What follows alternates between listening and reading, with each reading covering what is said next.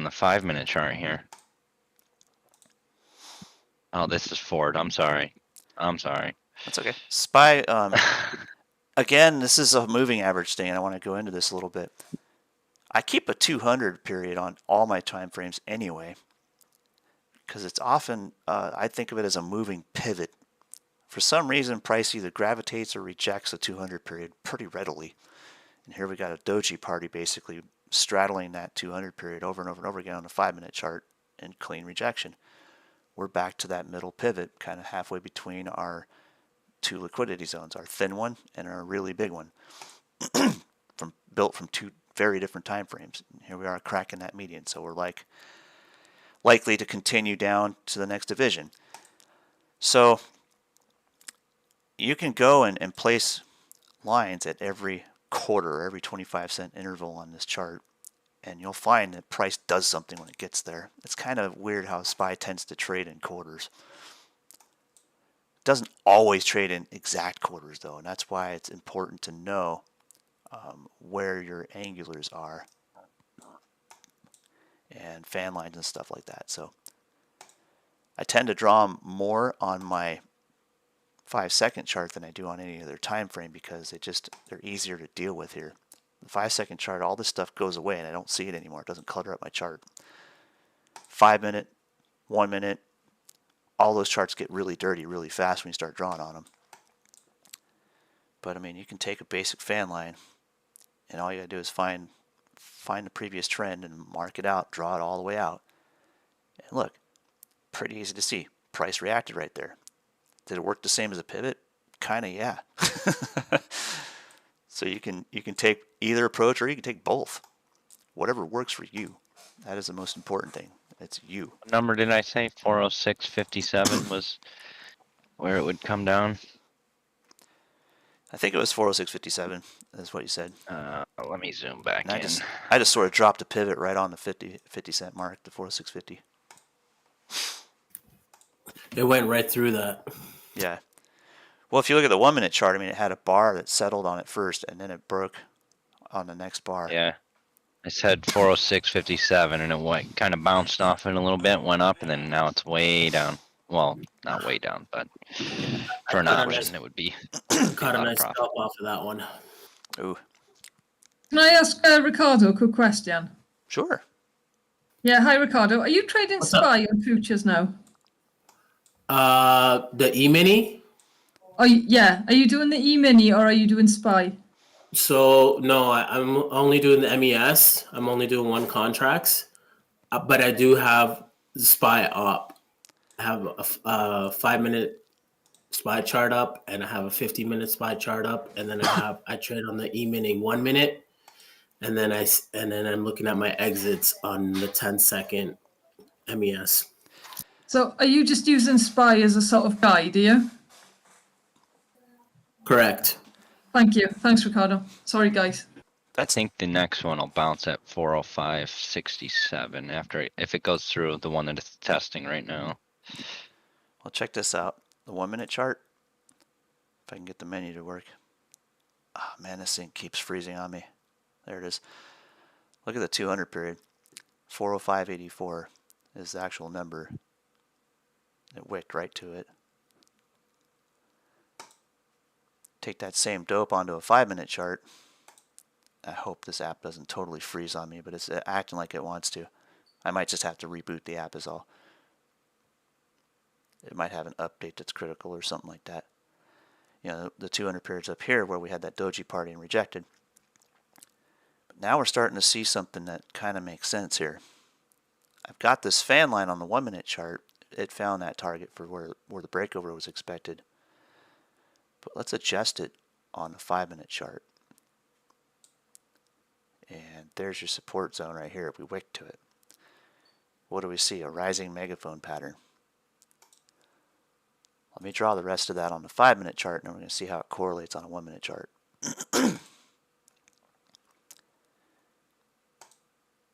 Eventually I'll get this app to work smoothly today, but I might have to reboot the app.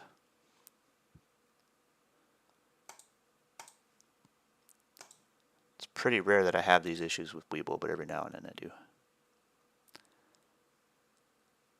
I don't know what the heck just happened there. There it goes. Weeble was doing that to me yesterday. I'd go to move a window and it just lag. It's like, all right, Yeah. cool. It's probably just in need of an update or something.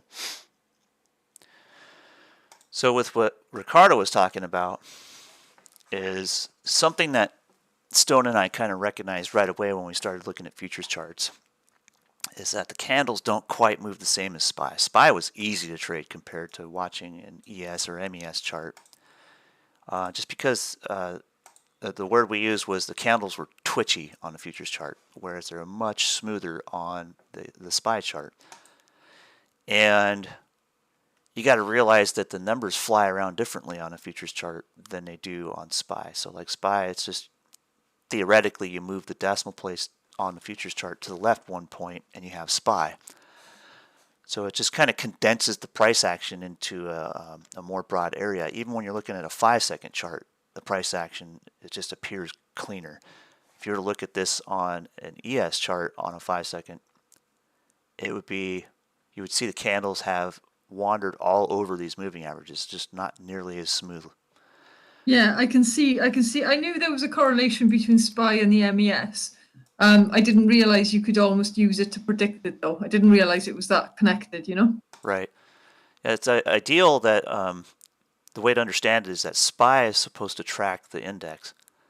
On occasion, I've witnessed this. Maybe it was just a difference between brokers, but on occasion, I've witnessed that SPY will tend to lead the candles on the ES by like half a second sometimes. It may have just been a delay issue, but I would make trades on that and kill it with that half a second margin. So I'd get in like at the exact top of a candle or exact bottom of a candle or whatever I was trading on the ES, and it was just methodical how fast it would be able to be a half of a 1 second tick away. I'm finding TradeAbate's not the best for charting, so having 4 charts is a bit Yeah, busy on my screen at the moment. But I like Ricardo's setup. I might try and copy it. yeah, that's freaking beautiful. That makes life a lot easier. Thank you, Ricardo. That was awesome. No problem. But like I told, I don't know who it was. They asked me. They live in Canada. TradingView is not cheap. No. I'm paying close to $100 a month. Yeah. So if you can make those profits in 1 month, then it's definitely ideal, and that's what I'm trying to get to. But like I said to everybody, it's not cheap. Definitely not cheap. Just in the last 2 days, I've fallen in love with Weeble just because you can make it as simple as you want it to be or as complicated as you want it to be. Yeah. It's Sadly, I don't And think it's you free. can get it in Canada, though. Dang. This thing keeps doing weird stuff to me. Yeah, we're very limited here in Canada. Same as the UK, we've got limited platforms we can work with. Although we are supposed to be getting Thinkorswim this year, we'll see. I just came from Thinkorswim. It is. I thought it was pretty complicated. Like it was more overcomplicated than it needed to be. But if you know exactly what you're looking at, then it's great. Hey guys, bear with me a second. I'm gonna reboot the app here. There's something going on. Ricardo, you're not trading with real money yet, though, are you? You're still on paper. Get to see that really, really awesome picture of my kids there. Got Yeah, the wild I'm- hogs there. I'm still on paper. Yeah, thanks, mate. I don't know. I always look to you as my sort of like next level. You know, the small incremental level that I'm trying to aim to is always like what you're doing. Well, to be honest, Victoria, I'm taking a little step back on actual trading, and I'm going to be There we studying go. more because I don't seem to be getting any I do get some good trades and I do analyze everything that I'm doing wrong, but I'm not. I feel like I'm not getting anywhere. So I bought the book that Bud is reading right now, and I'm going to be doing some way more studying. That's what I've been doing over the last couple of weeks, is studying and just quietly putting trades on. I've had to take a step back, because I thought, oh, I knew everything. Clearly I didn't. My But yeah, chart it's reading progress skills. is sometimes about taking a step back, isn't it? For some reason, Weeble was taking up too much CPU usage. It wasn't really pushing it, but it was just being clunky. Now it's good. When I start to notice that, I was like, huh, yeah, that's a little bit excessive. And then it would freeze and it would spike the process. So I think, okay, well, maybe it was locking up too much RAM or something. Anyway, it's smooth now. Just reboot it. Didn't even ask me for an update when I did, so. All right, so I'm still riding short on Disney. That is holding 125% return on that position so far. If I see it start to reverse down here, if this becomes a walk back and it pushes above like 107.90, I'll just take profit on that and come back to it later on cheaper. But the risk to reward on those spreads is freaking great. I risked 8 cents on each of those, and they're trading at 18 cents now. They hit 20 just a few minutes ago and win this little low. But I can keep those on for quite a while and ride that easily to well beyond 150%. In some cases, I'll hold these trades for a couple days if it's just going to keep trending. And the idea is to be in a $5 wide spread like that with enough time on it and such a cheap entry. The percentage swing is what I'm after. Some people will trade spreads at the money or a few strikes out. I like to go way out and then have a lot of time on them and then just find the sweet spot of really super low risk.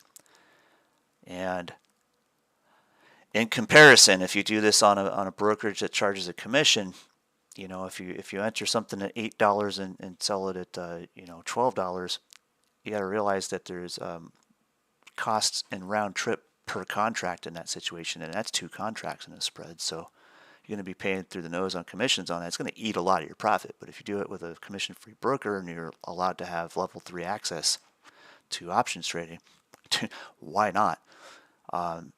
I don't have a problem with Robinhood the way other people have a problem with Robinhood. I love the damn thing for doing these options trades because I can take advantage of a lot bigger margin and a lot of trades that ordinarily you wouldn't take with a commission broker in that sense. So pretty awesome. As for my futures trading, I'm kind of with Ricardo on that, but I'm having platform issues. Tradovate has done me wrong a couple times, and I'm just not gonna deal with it. I can walk away and go into any other product, and that's why I've been trading options so heavily lately. I can do the same account growth with options that I can with futures. It just takes a little bit more time to be patient with those contracts. Whereas with futures, I can scalp a 5-second chart, scalp a 10-second chart, and be in and out of trades over and over and over again and accumulate very similar returns. So the best thing about being able to trade in multiple asset classes and in multiple ways to trade those asset classes, being well-rounded like that, is be able to adapt to things that can be thrown at you. Think of it like a curveball, so to speak. You're able to adapt and hit that curveball and at least get on base. If you have access to many different products and you learned how to trade them well, being well-rounded like that is going to serve you really well in any market conditions. And that's kind of what I've done over the years. I've gone from one thing to another and just learned as much as I can. And I'm still learning. I'm never going to stop. There's still things that I can be questioned on by any one of you, and I not know anything about it. And I'll tell you straight out, I don't know, but I'm going to find out. I'm going to go learn it, and I'll come back to you. So, in a long-winded rant about nothing, basically, I'm just saying that it's good to be well-rounded, and it's good to have access to different ways that you can trade, and it's good to find what works best for you in any condition. And that goes with price action too, and we've been talking about that this morning, just to kind of learn the many different ways to arrive at the same conclusion. And that's the point. Find what works best for you, and then make efficient use of it by making sure you use your proper tools for both making a trade plan and executing a trade plan, as well as the psychological attachment to money that tends to really creep into anything you do. That risk, it feels different when you go from paper to real money. So definitely be aware of that. But doesn't mean don't paper trade it. It means go in there and practice the process and then take it to real money. In some cases, you'll go and paper trade futures and then come out to go into real money and still lose. And the point is not to throw your hands up at that point and give up, but go try something else. And if you remember, for a while, like some of our members were having struggles with futures or struggles with large caps, we went into penny stocks and we started getting the fundamentals of price action like no other. And, you know, even if you're just trading one share of a 10-cent stock, if you can do it consistently profitably, you develop that process. And the one thing, even though it was real money, you develop the ability to psychologically not focus on the money. It was 10 cents, whoop-de-doo. If you lost it all, you weren't going to care, you know. You go and trade 100 shares of that, you're still going to be fine, you know, $10. Whoop-de-doo, Basil. So the whole point is develop the process and then build the psychological ability to trade efficiently. And it's going to be a long process. It might even take some of you 3 or 5 years. You know, some of you will get it in a year. Some of you will get it in 6 months. It's just everybody's going to learn at their own pace. The idea is build it. Just don't stop. Don't give up.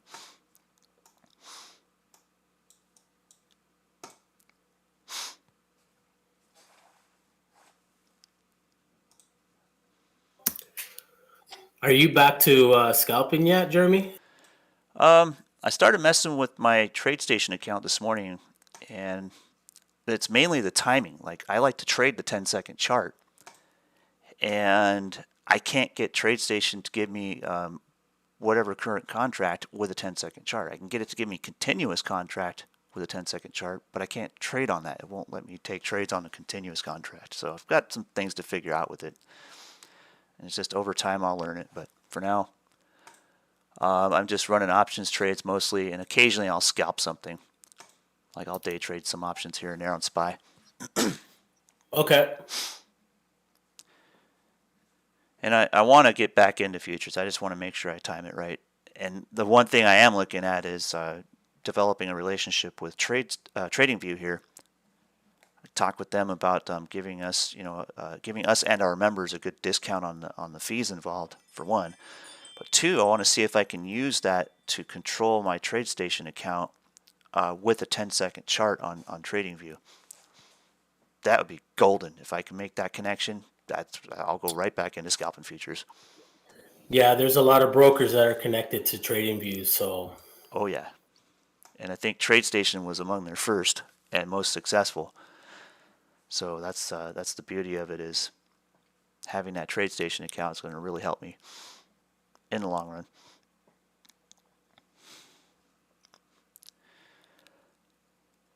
All right, so Disney's back to that 107.80. It just wicked off of it. Just kind of keeping an eye on that. It's a creepy bearish chart. I'll let it do its thing. Very patient with that maneuver. In the meantime, I'm still kind of thinking about AMD to go long, but I don't think I want to do it quite yet. I think it's got a good chance of coming down and touching $80.50 again before we get to be long on that. And that's just kind of looking at an eyeball view of this previous trend, or about half of it. Hell, let me drop a pivot on that.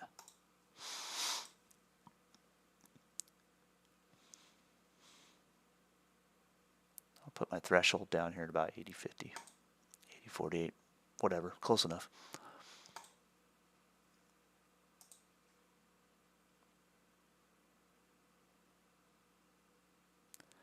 We'll see what it do. It could very well go and retrace this entire trend back down to the 50% down here at like 72.50, but I'll play it by ear.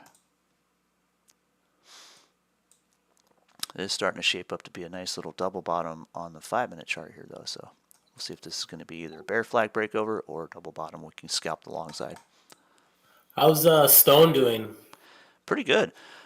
He's got a really once in a lifetime type of gig coming up this weekend. He's going to be playing a set during the halftime show of an NBA game. So he's kind of focused on that this week. So he's been practicing a lot because he hasn't been taking gigs because he's been focusing on trading. Amazing. Yeah, that's an incredible Amazing. opportunity. So I couldn't blame him if he stepped away for the whole week to do that, But he's been in and out of the trade rooms. He went and streamed Monday and Tuesday, and yesterday he hung out with us for a while. And today he couldn't make it because he's like full on out practicing with the band and stuff. But pretty cool.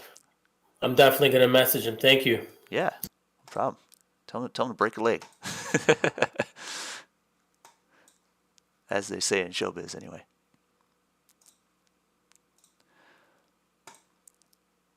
All right, should I draw another fan line on my 5-second chart? Don't really need one here, but I know where it is. Let's see if you guys can spot it. This is where we started calling these retro lines because we draw them backwards. You go from one peak to the next.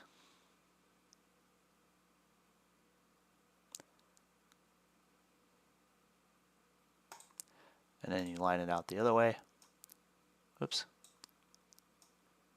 Dang. There's two ways to do it. I'm just trying to show you, but it's always hard to grab that little ball at the end of the line. You can do it that way, or another real easy way to do it. Go down to an extended line and just go boop. 2 points, bam, done. A lot less tricky.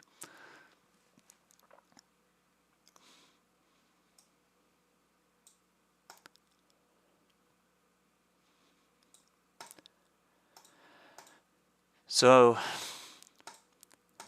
I know that there was a little discussion about what to call things, accurate language, accurate names for different analysis tools and so forth. And the GANFan came into mention, but the one thing about the GANFan is it starts at one point and fans out automatically from a center point out. It gives you all the regression lines within a fan. Like you can consider this megaphone pattern as a fan. So you got a center point somewhere over here where it would come to a point, but trying to draw it where it comes across all the price action, it's not always easy to get it to find the plot point out here for point A and then drag your point B out until it fans out like this to show you what's going on. So when it comes to drawing fan lines, I tend to draw them all one at a time, and they don't always make sense from a central point when it comes to, especially when it comes to channels. But on the bright side, yes, you can call them GAN fan lines, but you can simply call them fan lines or trend lines. So I mean, you can kind of mix the language up a little bit. As long as you mean what you're trying to say, you're okay with it. Like half the time, and this goes with most traders, don't know all the different Japanese names for the different candlestick pattern combinations and such. You don't have to, as long as it works for you. And in my opinion, if I'm going to be trading a 5-second chart, I don't have time for names. I just draw and go. Or oftentimes I just trade without drawing.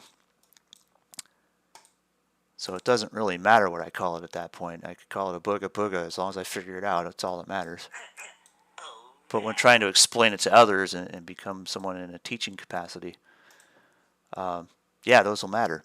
Because if you want to go look up data on it or go Google search something or find it, if I call it a booga booga, that's not going to come up with the information you need to study that. So trying to get the names right as I can, but mainly just trend lines. And there's different types of trend lines. We can call them a retro trend line by drawing it backwards, but the principle is it's still just a trend line. So there's many ways to draw them.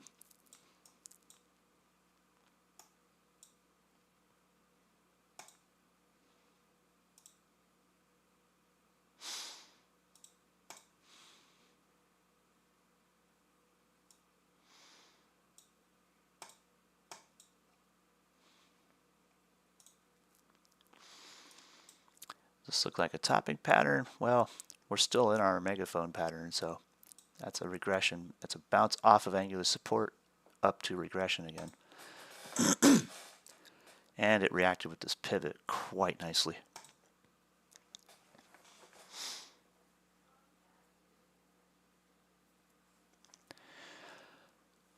I might see if I can drink some tea or something and get the right balance of caffeine in my brain to wake the rest of it up. It feels like half of it is sleeping in snot right now. Even though I'm not really stuffy, I just feel like there's, I don't know, maybe I got a little cold going or something.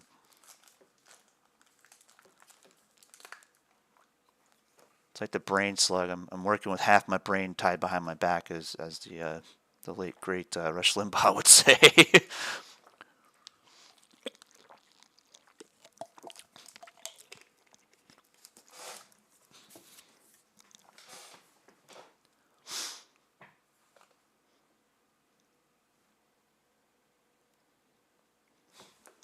Wonder if I could drag that picture over. I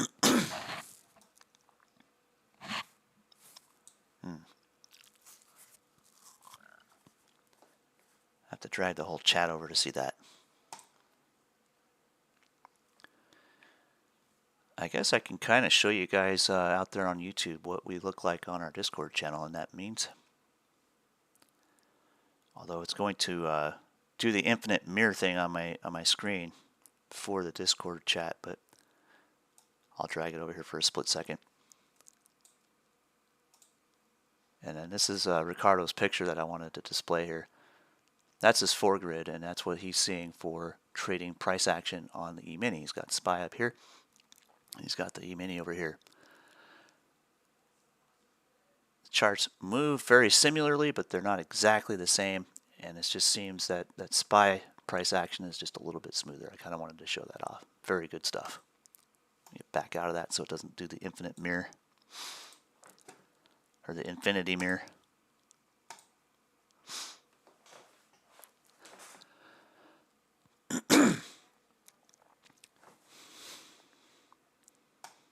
Hey, you know what we might actually have here?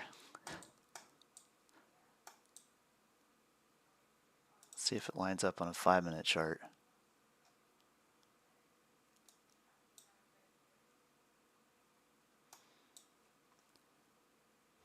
It's one of those lazy diamond patterns.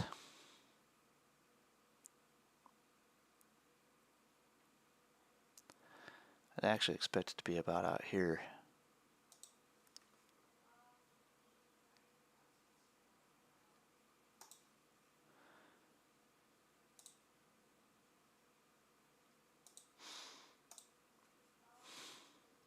We'll revisit that later and see if it holds up.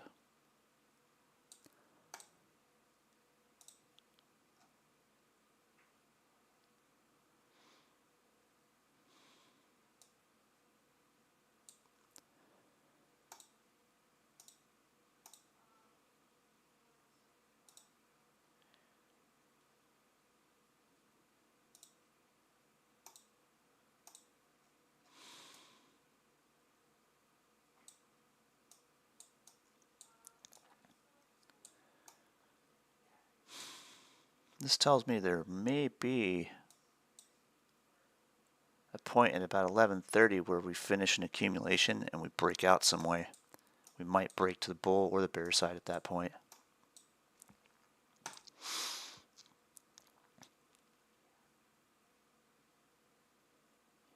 And if I continue this line, it becomes a rising channel. And this line becomes a descending channel. Ugly diamond.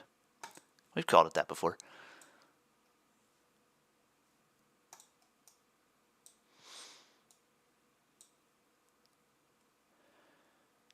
I wonder if there's any econ next week on Monday.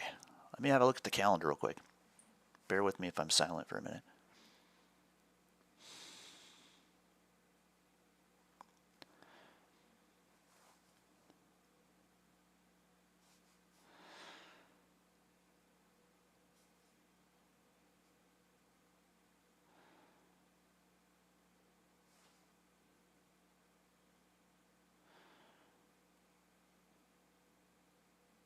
All right. right.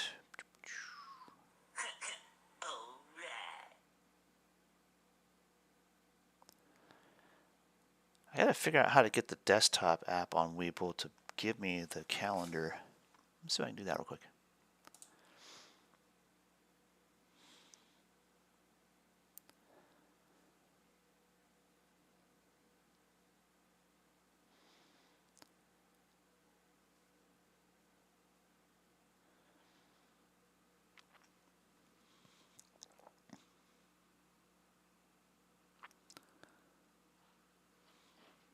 Yeah, I'll have to dig that out later. I know there's a calendar somewhere in there. There it is.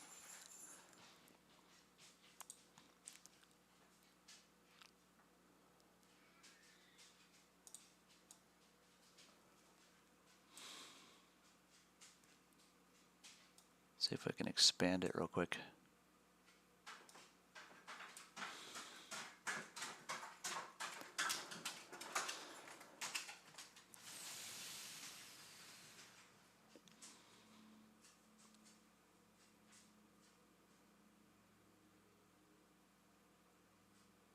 Doesn't give me any of the economic data though. It's just a earnings calendar, dividends and splits and stuff.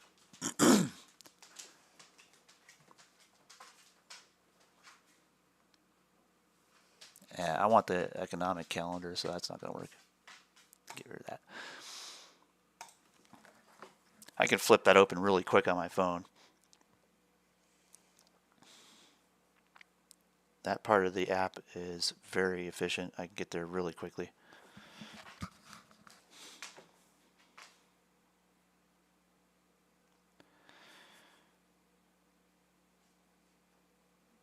Let's see, Monday is the 13th. No econ on Monday. Let's see, Tuesday we got Cleveland CPI at 11. Got the Red Book at 855. Year over year CPI at 830. Yeah, we might have some volatility on Tuesday. Would make sense that they do that stuff on Valentine's Day.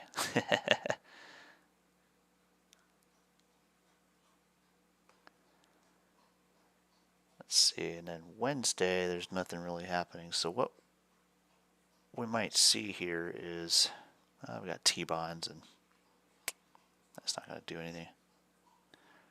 So Tuesday it looks like we have some econ events, and I wonder if we're setting up a bigger pattern here for expected range.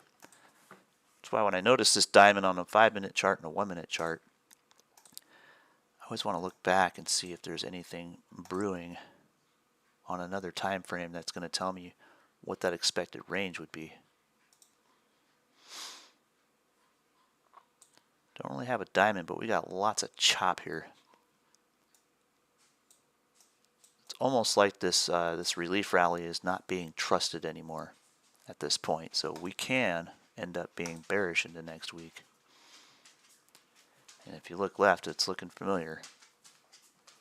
That peak over. But where's the target for this? Well, about half of this. So this is a measured move. Retracement would take us to about 390, maybe 392.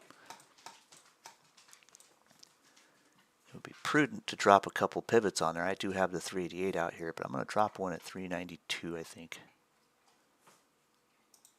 Just to remind me that that's a potential target if things go south on that CPI data next week. See if I can get it close enough on my daily chart here.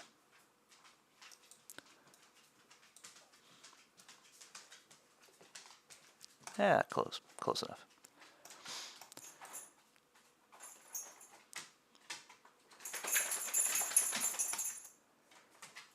That will make sense later, and I want to make that one kind of stand out, so I'm going to make it, let's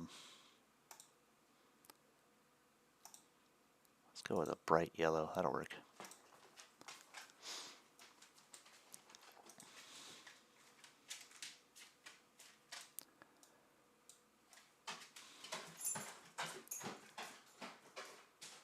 So that gives us an idea that through this compression, we could eat through this liquidity zone down here, and that would be a prime target for a measured move.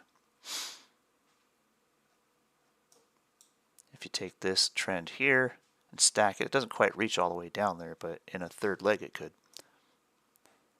And then let's see here, there's Monday, so here's Tuesday.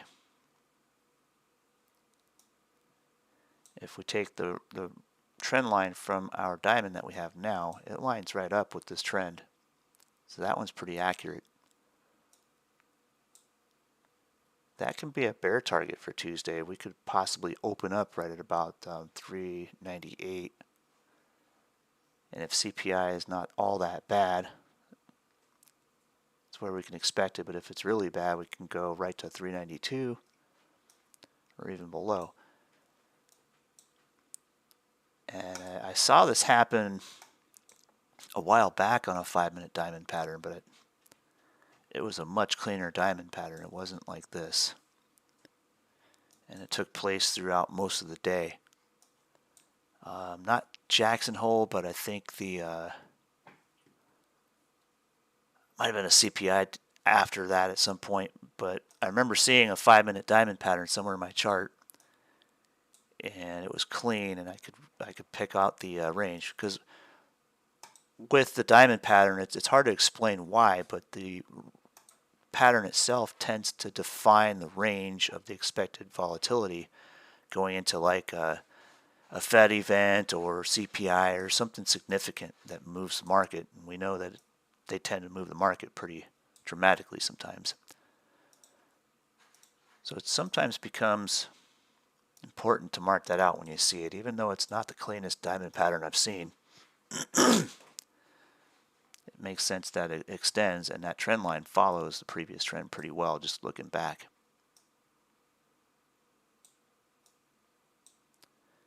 I wish I could skew it enough to where I can make it a little bit. There we go, that's more accurate. Cool. Now we take that 15-minute chart back out here. If it stays bearish in that channel, we can expect it to be around in this area on CPI if it's really bad. And then if it's really good, and we may get enough price action to finish this into a much nicer looking diamond later. You know, it may slope around this way and that way. So in that case, we would take this, and that would be the center point across here. Let me get rid of this line real quick.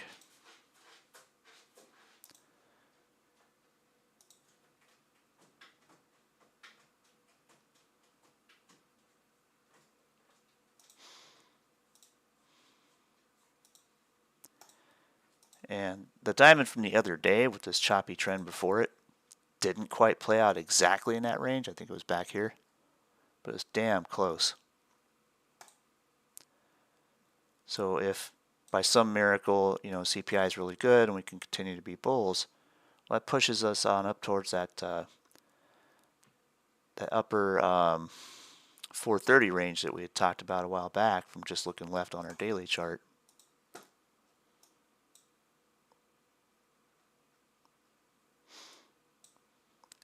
That's like 428 to 430, or 426 to 428, I think we said. So if we were to take a liquidity zone and stretch it across there, that would be a key area of, if we're going to remain bullish, we've got to get through that area first. So if this is truly the market bottom here, and things are looking good in the economy, and this looks like a, you know, a pretty nice rounding bottom to boot. Turn the drawings off. It's very possible that we can start trending at about that point when we get across that H1. So if you look at this as if it's one big double bottom or rounding bottom, whichever you want to look at it, this becomes L1, H1, L2. You know, when you break that H1, that's when it will likely reach over it, come back, test support, and then trend. So if we're going to actually have a bull market continuation,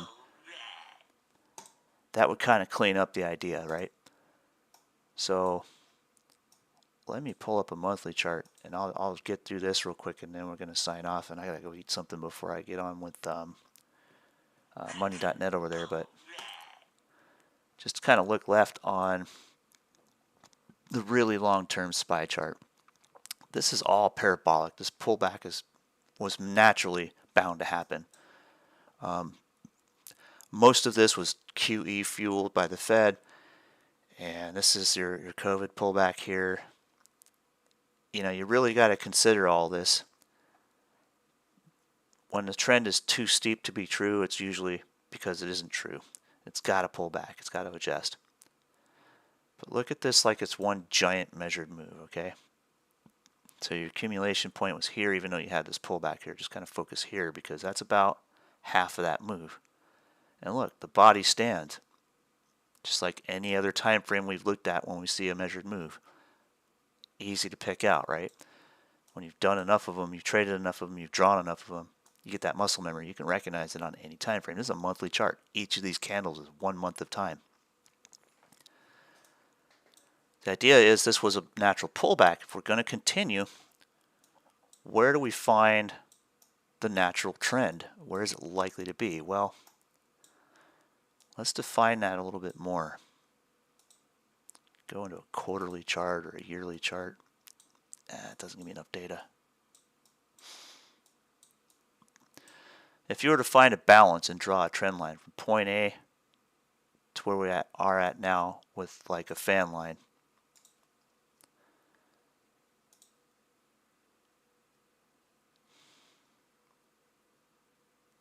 where would the trend likely be, and what would the regression lines look like? Whew. Pick a color for that one, huh?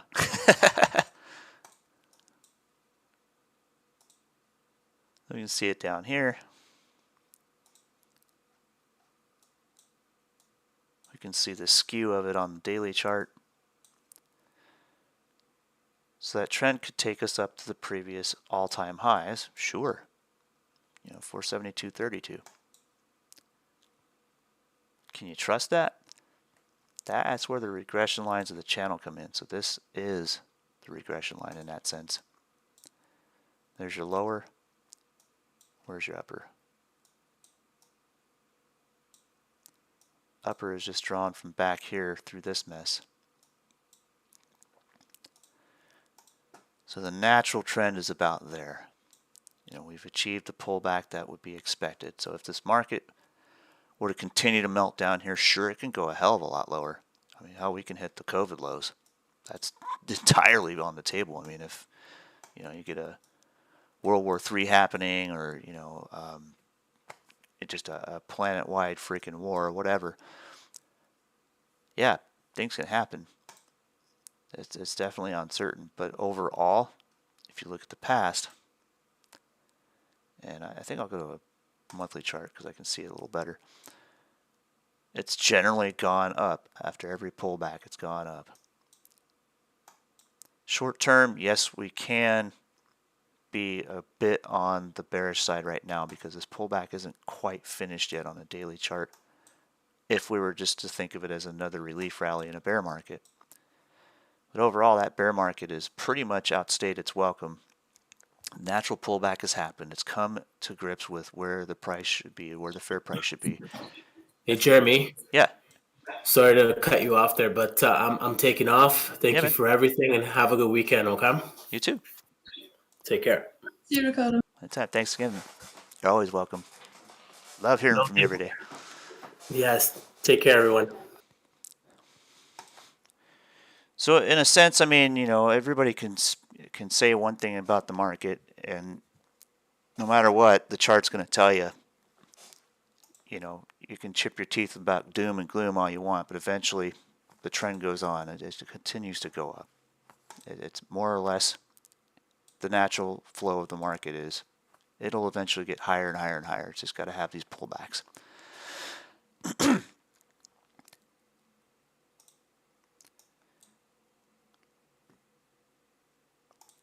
So that's why I love trading price action, because I can take advantage of every little pullback, every little bit of being able to compound my net long position over the years and build my account to outperform the market, you're doing right.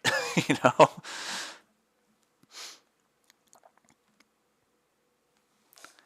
And it may be quite a bit out of my character to look at such a long time frame, because I tend to focus my trades on such a short time frame. But it goes back to what I'm explaining kind of in the first chapter of the book I'm writing, is that when you know what the entire structure looks like, you know, you can step back and take a view of the big picture. You can go and adjust, repair, fix, or whatever the little parts of that structure that make up the big structure. There's tons of little pieces that build that giant piece. And you go and narrow down to, you know, price action on a 5-second chart. Keep that in your mind, that there's longer time frames that have different views of what's happening in the market right now to the second. And as long as you can step back and look at the big picture, you develop that skill first by, you know, looking at all the different time frames to kind of conclude what your price or what your trade plan should be. But you go and you look at that big picture to remind yourself, hey, I'm focused in on a 1 minute or 5 minute chart, or I'm focused in on a 5-second chart.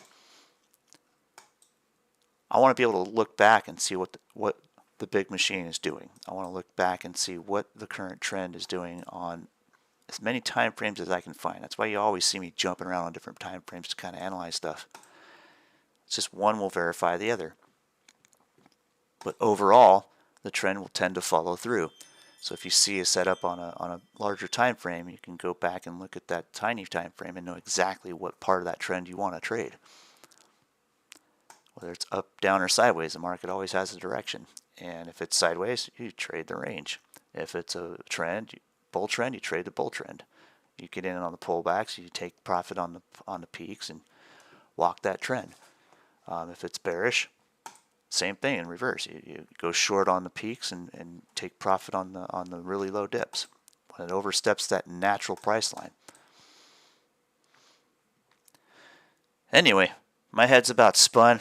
I'm gonna give it a break. I'm gonna go eat some lunch, and then I'll hang out with Creed a little bit, and I'm gonna come back into our trade room and start going over some swing trades that I think we can probably start looking at.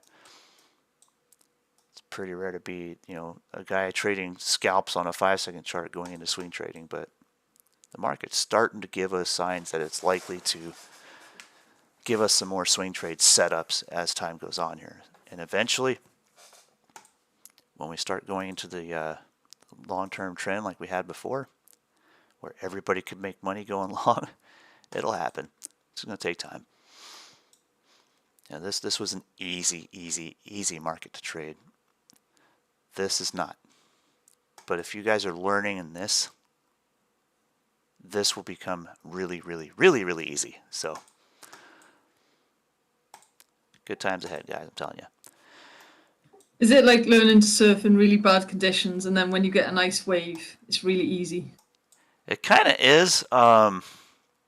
Bad conditions are the whole point of perspective when you're surfing. So, like if you're trying to surf chop, it's going to be frustrating more than anything. But when you do catch that good wave, you'll have an easier time catching it, because if you can catch anything in chop, it's going to be a challenge. But if you do catch anything in chop, it's certainly going to build that skill to be able to catch a good wave. But then there's big surf. That's a different ballgame. You need the skills. I'm not there yet. You know, but what you find when you're in those big waves, though, and I've surfed some sizable swells. I've surfed some 12-footers back when I was a kid. After learning on like 3-footers were like big when I was a kid. You know, 1 and 2 foot swells and chop was where I kind of learned that stuff. But then I get on the big surf, and it's a lot bigger. It's a lot more intimidating, but it's slower. Even though you're moving faster on the water, because you're shooting the pipe and you're crossing the slope, so to speak. So you're accelerating off of that wave at an angle. It's different compared to the choppier, smaller waves, because those you tend to surf in more of a straighter line towards the beach. So your actual speed is lower on the choppy and smaller waves, but your actual speed that you can achieve on a bigger wave, even though it feels like it's moving slower, is much higher. So any little move you make at a higher speed tends to have a much more dramatic effect on what direction your board goes in. So it's all about learning that efficiency and then learning how to ride the big waves. And that's where you get this price action down. And even if you never scalp again, well, after you've learned it, you get out there in the big surf and you start taking these swing trades. It just becomes so much easier to maintain that control, as long as you can get over the intimidation of it being a bigger wave. Great analogy. Thanks. I miss those days. I need to get out on the water some more. I was teaching the kids how to ride sponges over the summer, boogie boards, and I think I might go get a tanker so I can teach them on some of these East Coast waves that aren't quite as big as the West Coast waves that I grew up with.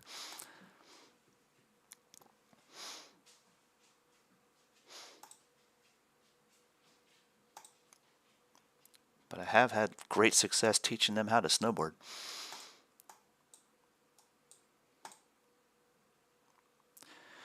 All right, well, I'm going to sign off the YouTube. Thanks for joining us, guys. Again, help support the channel, like, subscribe, and all that stuff. But above all, if you find yourself talking about stocks with a friend who might just be starting out, talk about us. Tell them you've got a great source of information to go and learn different things and take an approach to learning how to trade that's a little different than most people you'll find. So we try to bring that uniqueness in what we do, and above all, we try to bring the most value we can to everybody, and not just our paid subscribers, but pretty much everybody. Eventually, we want to bring all the stuff that we teach here to everybody. It'd be great to become able to just keep the lights on with letting all the big companies sponsor us or something like that, and then just give the service out for free. Can you imagine? In the meantime, we focus on growth, so we're just growing our community as much as we can and making sure we keep the lights on. And the moderators here, we make a living trading primarily. That's our function. So if we can go and teach others how to do it, that becomes a value adder. We're doing this to bring that to the people. We want to give the market back to the people, so to speak. So you can learn how to ignore all the talking heads and all the hype and stuff like that out there, and just truly learn how to do it for yourself. And I know that there's a lot of those what do they call it, like course material stuff that a lot of people market out there, and we just on our website we give a bunch of that away anyway. But all the little fine details of being able to do it in real time together as a community, that's the important part. Anybody can go and sell a course on stuff, but it's up to you to learn it. And if you can't ask questions in real time and you can't talk to someone in real time and learn it together, it just makes it much more difficult. So a trading community is what we focus on, and that's where we bring that value. Thanks for joining us again, guys. Have a great afternoon.